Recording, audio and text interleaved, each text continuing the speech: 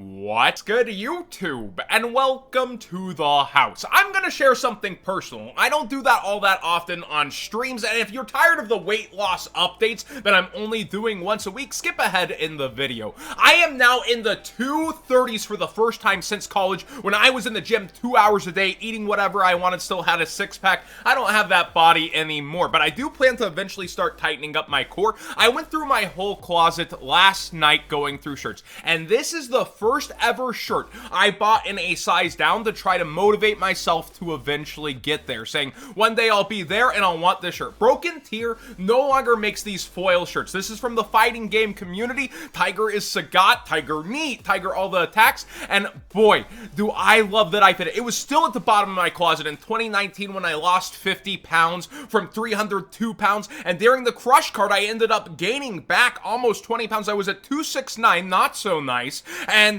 I had my shirts fitting tight, and my failsafe was that I threw out my old wardrobe / gave it away, donoed parts of it, and I was like, yo, my shirts are fitting really tight, and my failsafe ended up working. I started working my ass off to lose weight, dieting again, and I started to maintain around 252 to 256, 252 to 256, over and over in that range till my birthday this year. So what I'd planned part 2 to put off just a month, I put off a year and some change until I said here, look, I'm taking away drinking on stream and period, and I only drink when I stream, by the way, until I end up getting to 232, and realistically I eventually want to hit 222, but putting that ultimatum in front of myself, I ended up getting this month to 239, 9 pounds away from drunk stream, for those of you in the stream who are waiting for that with bated breath. But this shirt at the bottom of my closet, the first ever one that I've been waiting to wear so long, feels good to break out. And I was honestly, because it's a foil shirt, saving it for a special occasion, but you know, we're in crush card times and this feels special enough. That being said, let's get into today's market watch, starting with BANLIST buyouts, changes, prices going, and Thunder Dragon Colossus. Something sus up with him on the market. The ultimates are higher than usual, but also the secret rares are flying a little bit now in sales rates and actually starting to move, where the cheapest ones, first edition on the market original, for the secrets are 16-17. Now you could say this is also for the Eternal format, which is widely popular for players that are, you know, in the game that want to go back a little bit. Oh, Sky Striker, Orca, Solid, Thunder. Yeah, people are playing that. You have the Ultra super cheap for that still, but lower on quantities than it was before. And then the ulti was 90 last round of BANLIST buys, and you can see that their sales rates are picking up here once again as we head towards that no sooner than where it's cooler before that. So yeah, be aware that people are going after cards like this, and Masterpiece. Y'all really think he's gonna be coming back, huh? You can't wait. I remember when this was 13 until rumors, oh, there's a banner with Masterpiece at this YCS that's happening.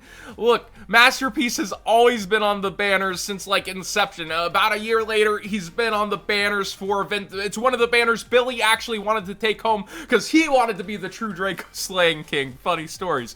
But look at this. It's 24, 25, selling like hotcakes at the rate. And yeah, he's up there and apparently has been for some time. I remember when it got bought out to 18 to 20, I thought it would fall back down, and we do have periods where it's 17, 14, but most of the sales throughout time are 20 to 25, and he's really up there. Dragonic Diagram OGs being relatively ignored, a couple of them going, but not even all first editions, and they're around $7 for first ed original for something that could also peel off, but I guess people just think it's more likely to see Masterpiece back than Diagram going to 3. Red Eyes Dragoons at one of his lower points again in recent history. He was surging towards $100 solid, even a couple bits after last Forbidden and Limited List update. It was bubbling up into that price, and here we do see one sale even at that 110. Poor sap. Like, do you not know how to look through sellers and read feedback and spend less money? But sometimes you go with the seller that you know, right?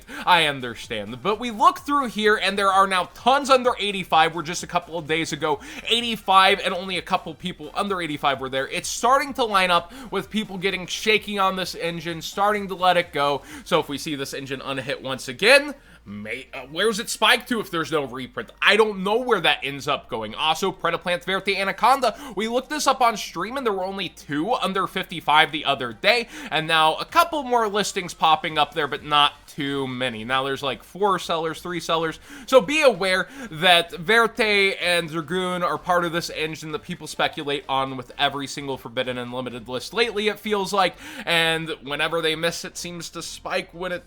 You know, when it does happen, it only takes once for it to end up on the list, but that's ban list speculation for you. Max C is freaking moving. Boy, you all really think with Buy Trooper, or is it the Buy Troopers, B Troopers being around, that they're going to give you searchers for Max C, huh? Well, we do have a sale at 582, 580 coming in hot, and that's where the lowest are, so those $520 etc. copies are gone, and people even settling on mild play. Why would you do mild play for one of the top collectibles? I don't understand the mentality, but plenty of light play is going to. $400 for a mild play. Gross.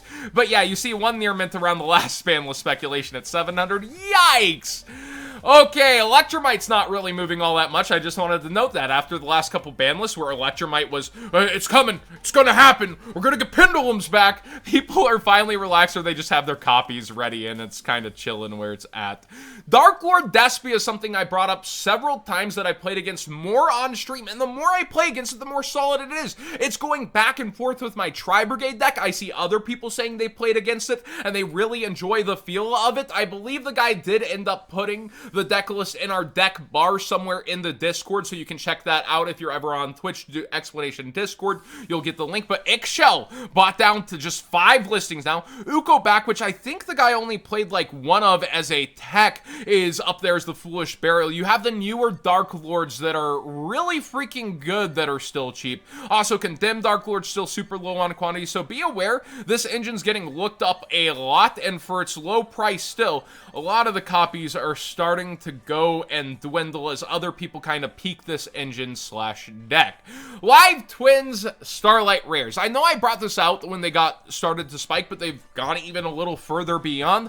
We have Kisi Kill Frost, up to listings, up to price still. Up to listings, up price for also Leela Tree. I guess we're headed towards Halloween. I remember when people used to buy Hollow out headed towards Halloween, and then, oh no, John, you're getting it all wrong. It's a tutor that comes out with unexpected die. It's not because of Halloween, you're silly. Sometimes people really don't get it's just the season slash a binder card that ends up getting a card bought out. But we see even a sale at 330 here. Other people hoping to cash in on that as it quickly rises in price. Burst of Destiny's headed up towards us. I really look forward to the changes it brings, but I still don't feel like this is a take over the meta deck, but one that will get a lot of looks. So it'll be interesting to see how all these buyouts pan out. I feel like it's a little overhyped at this point, but people keep going for anything and everything evil slash live twin. I pointed out last Market Watch Grand Creators includes the clause that there's going to be Inzectors. I also pointed out we have 15 more cards than the OCG, and one of those is that Inzector card. Do you really think they're going to leave out other Inzector reprints and maybe even collector rares? We see Hornet getting bought out to the point of like 18, 16 for first editions with multiple solds at 18s, and people in my Discord are like, I got 9, I'm gonna list mine, and I think that's pretty smart, and here's why. It's highly likely when we get a new updated piece of support and Konami has 14 flex reprints that they'll include some cards along with the brand new power card. But if they don't, well, you're cashing in big and winning big on the speculation that they wouldn't if it doesn't happen. But do keep in mind that they have 14 extra reprints to play with versus the OCG, and some of these are probably looking pretty appealing where they can pat themselves on the back. Yeah, we got the $18 card in there. That was a solid reprint for us. And, I just don't understand why people are rushing towards this when it could even get some kind of upgrade versus it. And finally, Rivalry of the Warlords. It's been up. We talked about it going up because, oh, it's in the remote duels. It's doing something. It's pretty good. Well, the sales rates are actually what's eyebrow raising as the quantities dwindle. People are continuing to hop on this. This wasn't just a one sale little rush and done. People have continuously bought this. I wonder what the shipping was on these $43 and $44 copies that got listed among these $70 and $85 sales. So either somebody hit a home run or somebody was just desperate to sell. I don't know what happened unless the shipping was high. So we look through here. Tons of 78, 65s, all over the place, 70 to 85, and right now it is settling near 69, nice, but around 71, 72 before it does go back up to 80. So this looks amazing. Look it up in video before you commit to buying it, though. That's just my opinion. And you have floodgates that do come in and out of formats. This is one. I could see this cooling down again at some point and then getting hype again at a further point, so this may not be its lowest point available once again, but the sales rates are notable that it wasn't just it went up, okay, it cools off. People are continuing to go into this one. It's so nice to be able to see these sales rates on TCG Player. I don't shout out TCG Player for their work enough when they do updates like this, but this is by far one of the best you've done. And of course, if you're shopping TCG Player, use that link in the description down below, costing you nothing extra to support the channel directly for the cards you'd already be buying. Subscribe if you haven't already. What are you doing back video after video if you haven't subscribed already? Give this video a thumbs up if you enjoyed the conversation. And what do you think about banlist speculation with the market? So much money moves on things that multiple lists don't come back, but you seem like a genius the moment it does. I called this a year ago. Yeah, I was in diamond hands. But, like, what's your opportunity cost where that money could have been otherwise? And rolling that dice in and out of ban lists for either nothing to happen but huge wins for you, or that one time you'll take the big L versus it's been a long time and you're still doing it. Please stop. There are past formats. Maxi's a big winner, actually, example of going back and playing the past and not needing the ban list for the speculation. This card's kind of its own beast. Thanks for watching, everybody.